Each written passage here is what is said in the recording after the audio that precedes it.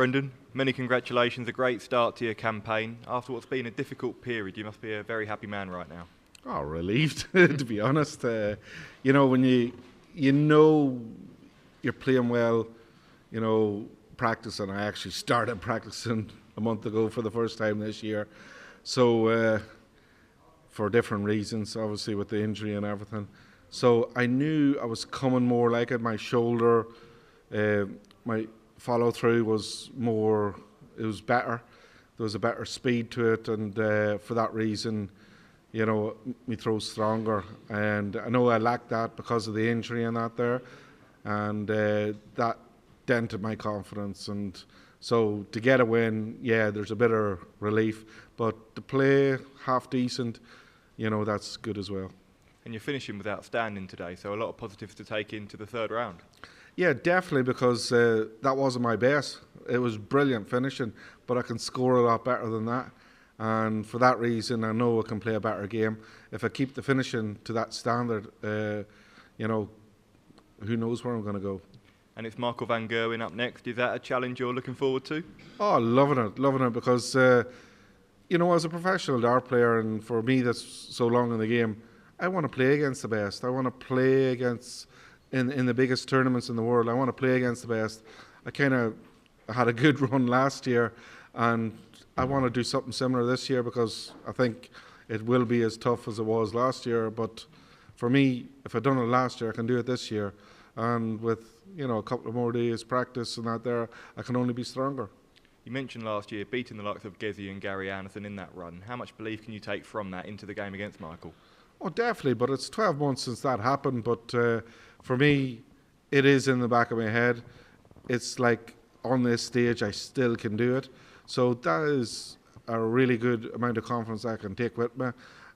For me, it's about the throw, my shoulder. Everything was good today. I followed through well. There wasn't any loopy darts. The darts weren't sitting very elevated in the board, which tells me my throw's a lot stronger than it was, just say at the Players' Championship, because I lost a lot of darts in that match. I lost 9 darts, and it was because of the entry of my darts going into the board. And for that reason, things is looking up. Cheers. Brendan, congratulations on the win. You talk about facing Michael van Gerwen. Do you feel he's there to be got at the moment? He's not had the best year. There's inconsistencies in his game. So do you see that as a chance? I see Michael probably not the monster he once was, because he was unbelievable. It was really hard to get under his skin, make him disbelieve. But I think now with the way the darts has evolved and that, and the way his game has, and probably his priorities in his life, he's there to look after his kids and that. Darts is not the be all and end all, which they once were. So maybe time dedication is not the same as it once was, and maybe he is there to be got at. But it's all about on the day. In the past when he's been the bee's knees, I've beat him, and I've got thumps off him, like a lot of them. But it's all on the day, and I know I need to be better than I was today up there. There's no getting away from that. I need to score, to put him under pressure, to make him miss. I think seeing last night, his finishing was superb for a lot of the game. I know mine was too, something similar. We're probably a bit similar in the first round games, but I do believe he will be expecting more, and I'm more working to get more. So that's the way I am. After the year you've had and everything you've been through, did you have any expectations coming here? Oh yeah, I always do. That's probably my downfall. I expect more than maybe I should be. I have to be probably. I'm a believer in, on any given day, no matter how low I get from the previous tournaments, I can just turn it on. And I have done. The wins in my career have come out of the blue. I've 10 PDC titles, and they've come out, say half of them has come out of the blue when not expected. And for that reason, under pressure, needed a win to get into this, that or the other, I've done it. And for me, I do know on the day I can turn it on and produce the goods that's needed. And you've spoken about the injury and what you've been through to get it right and get here. Has this been the toughest year of your career in terms of the injury? Oh, totally, because no matter what anybody says, an injury does affect you mentally. And for me, I can play rubbish and be rubbish and have no reason but myself. I can put that right. But to suffer through an injury and for it to last so long, like from May to the end of September, such a long period, and I was still stubborn. I wanted to still play, and I kept playing. And there was times I played half decent, but still lost. But that was because I didn't have full faith in my throw. And for now, I know it's about building again, building your self-confidence, building the throw, making sure the follow-through's good. You're not subconsciously thinking of a bolt of pain coming through your arm, and you stop halfway through your throw, which is something I've done quite a lot this year. But all in all, it's about making progress, and you know, I'm on the right road. Thank you. Brendan, well done. How did you sort of come through that injury? You say it was 3-4 months you were sort of dealing with that. How did you eventually get through it? According to my physio and that there, I actually done the injury when I was lifting over my head, and the time I can only do that is when I was clearing out my garage and my paint shed. I was lifting into a skip, and that was like end of March, start of April. And the one time that it started to really get to me was in May. So it gradually got worse and worse with constantly playing darts, because that time of the year I didn't need to practice because I was constantly on the road and I was constantly playing, and it was just so hectic. But I didn't realise I was doing damage to my arm, so I was making an injury worse all the time, and subconsciously you do things.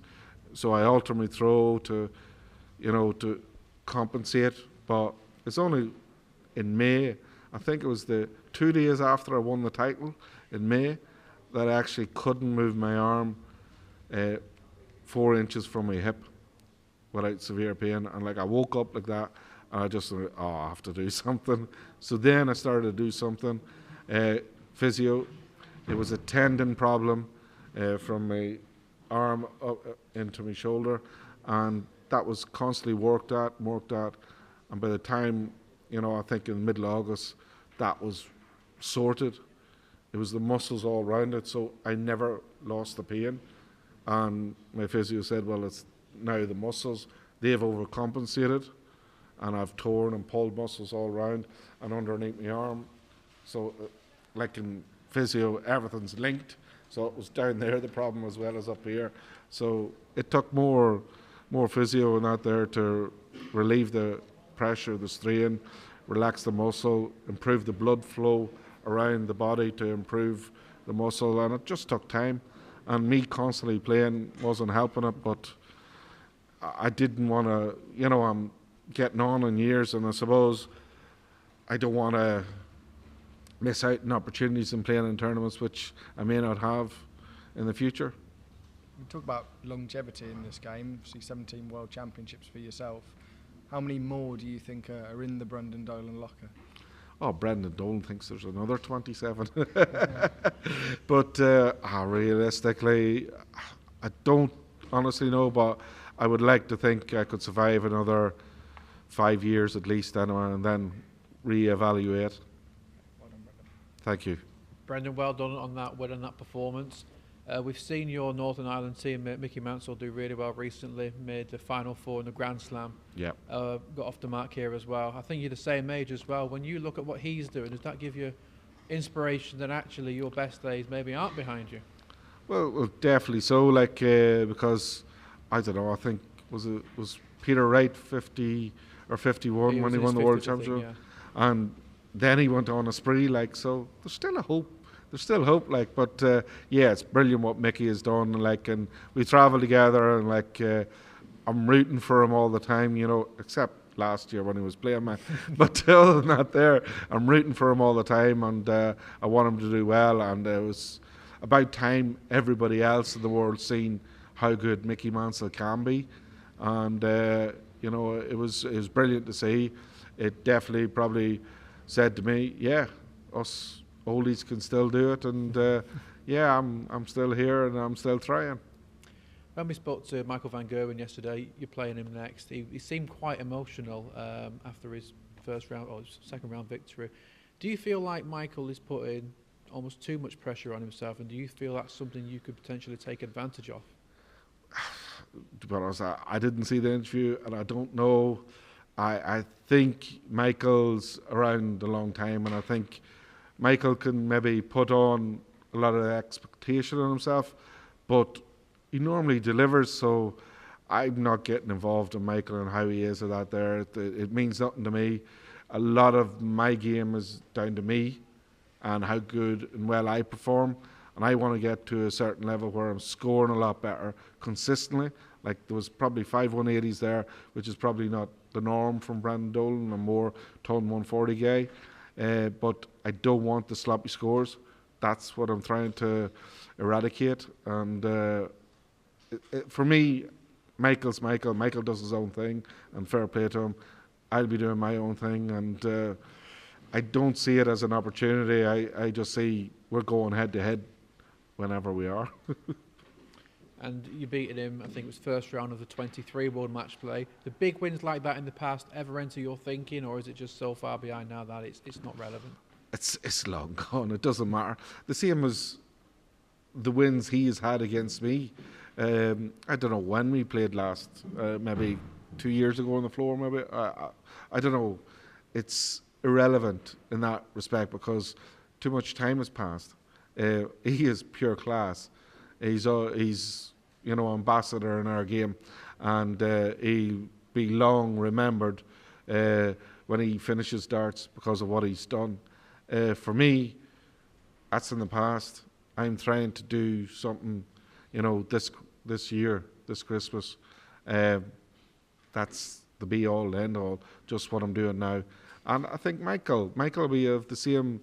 He knows what's happened in the past is long gone.